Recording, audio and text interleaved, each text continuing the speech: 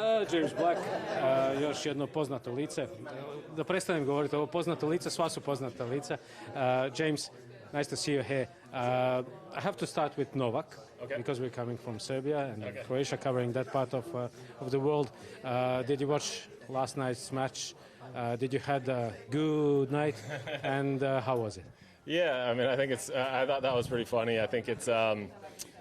I compared it to like Michael Jordan. When Michael Jordan gave his Hall of Fame speech, he talked about all the people that slighted him and all the ways that it motivated him. And for Novak, he's the best in the world, the best to ever play. So I think it takes something to motivate him. And if it was that last night that motivated him, you know, that in his mind got him to play better. And that's what makes it. That's part of what makes him incredibly special. And why I would compare him to the other great athletes of all other sports is that it's tough to probably match your opponent's intensity because they want to beat the greatest of all time. So for him to find that external motivation to always use something, it's impressive because he's been doing this for 10 or 15 years of having to find a way to motivate himself aside from just the history books.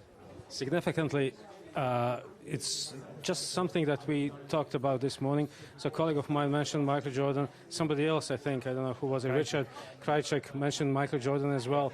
Now you're mentioning Michael Jordan in the same sentence with Novak Djokovic. Yeah. It's not coincidence, no? No, because I mean, already the athleticism, you got to put him in the category of the greats of all time in all sports.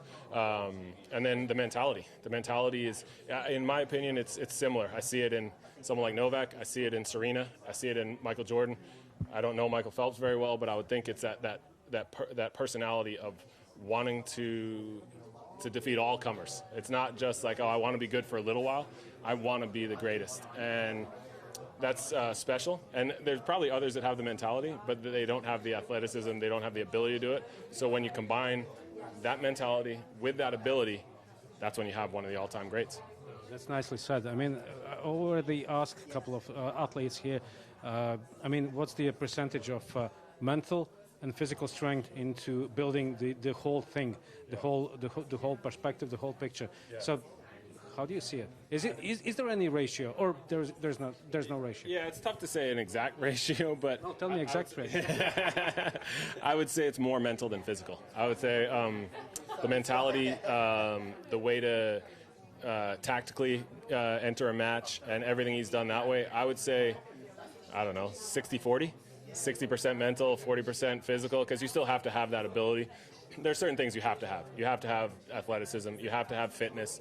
But the mentality, if you don't have that mentality, you also have no chance. You can play, if you don't have the mentality, but you have all the talent in the world, you can win a match here and there. You can win some points, but you're not going to win slams. You're not going to beat these players day in, day out, 7 matches in a row, 3 out of 5 sets, no chance. So that you absolutely have to have a mentality of wanting to be the best, of wanting to accept any challenge that comes your way. And clearly he's got that as strong or stronger than anyone that's played the game. Okay. Novak is 37, as we know it. Now he's not getting any younger. No. On the other hand, we have these sinners and saints. So how do you see that battle? Well, I mean, that's always going to be a battle against time. Not getting any younger.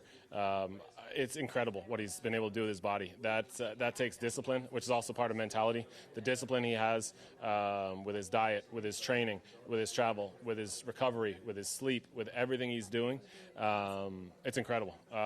He's going to deserve a well-deserved rest when his career is over because he's been so nonstop and regimented. That's why he's still so successful at 37 years old. It's why he's able to kind of be one of the fittest guys still on tour at 37, whereas most players are retiring by then, and he still looks like he's got 2, 3, 4 more years of his prime. So really incredible, but at some point you wouldn't be surprised if it does start dropping off because, you know, it has to, even Tom Brady, you know, it started dropping off eventually. So what age that'll be, maybe he's already pushed it to the limit to be 37 and at the top of the game.